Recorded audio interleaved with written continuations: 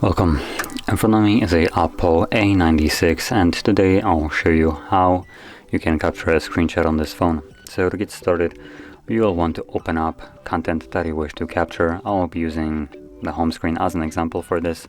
And once your content is open and visible, hold power key and volume down at the same time.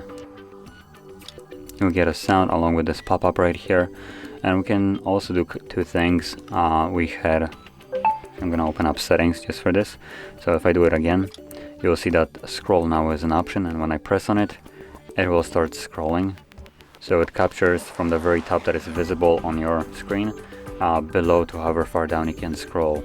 And as you can see, settings has some scrollable option right here, so that will just scroll. You can tap on a screen to stop it, and you can do it yourself with a little bit more precision. From there, click on done, check mark, and this will save it. And the second option there was to send, so basically a share option. Now both of the screenshots that I have captured can be found in our photo application right over here. So there is the normal home screen screenshot that I captured, and here's the long screenshot from the settings. So that is how you can capture a screenshot on this phone, and if you found this very helpful, don't forget to hit like, subscribe, and thanks for watching.